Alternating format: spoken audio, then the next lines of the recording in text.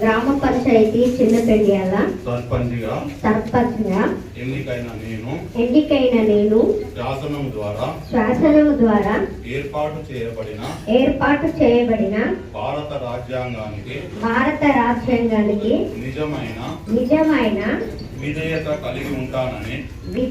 కలిగి ఉంటానని భారతదేశ సార్వభౌమత్వము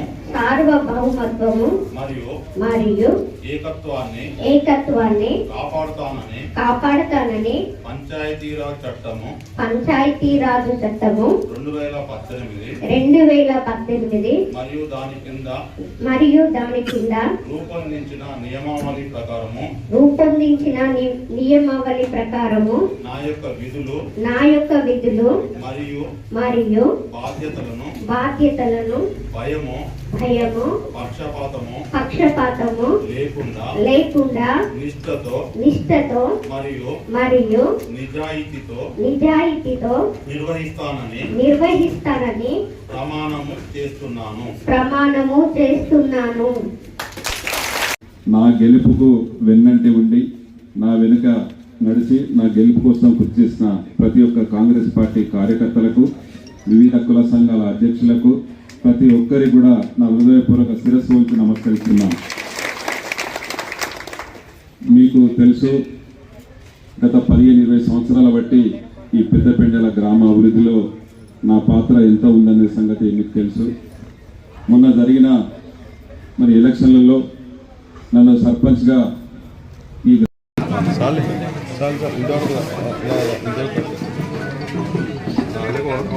మన బసవన స్టెప్ వెనకేసుకో బసవన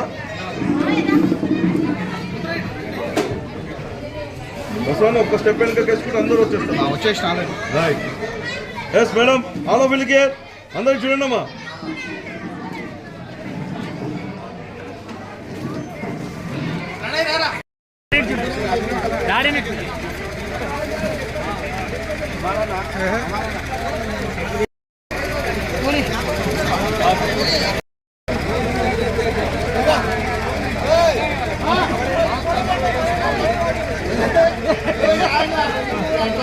ఆశా వర్కర్ జ్యోత్స్న గారిని శాల్వాతో సత్కరించాల్సిందిగా కోరుతున్నాం.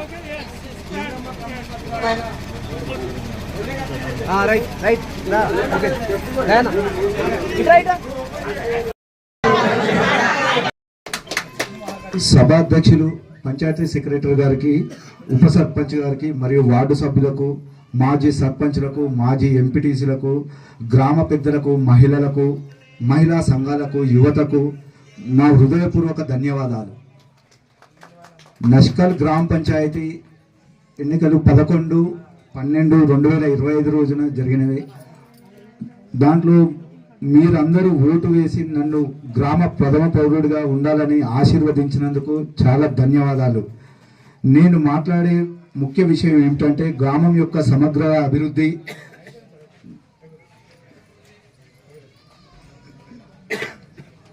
గ్రామ సర్పంచ్గా బాధ్యత వహిస్తున్నాను.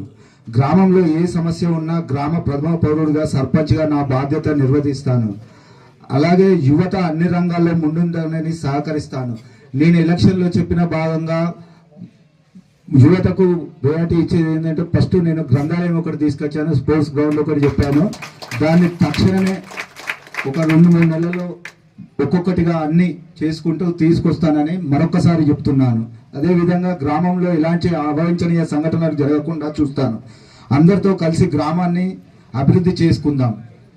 నా ప్రమాణ స్వీకారానికి వచ్చిన గ్రామ ప్రజలందరికీ, పెద్దలకు మరొక్కసారి పేరున ధన్యవాదాలు.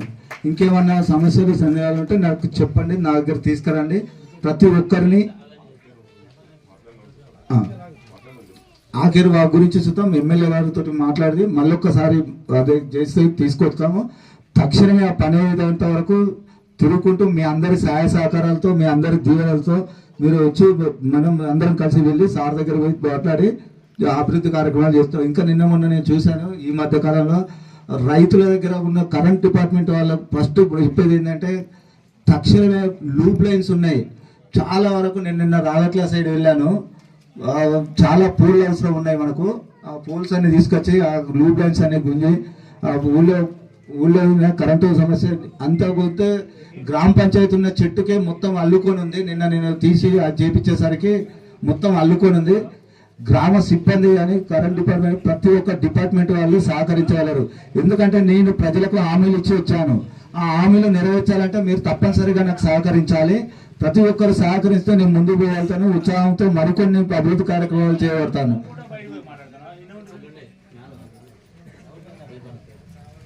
ఈ అవకాశాన్ని నాకు ఇచ్చిన పెద్దలకు మరియు అందరికీ నా ప్రమాణ స్వీకారానికి గ్రామ పెద్దలకు, మాజీ సర్పంచ్లకు, మాజీ ఎంపీటీసీలకు పేరు పేరున ధన్యవాదాలు తెలుపుకుంటూ ఈ అవకాశాన్ని ముగిస్తున్నాను.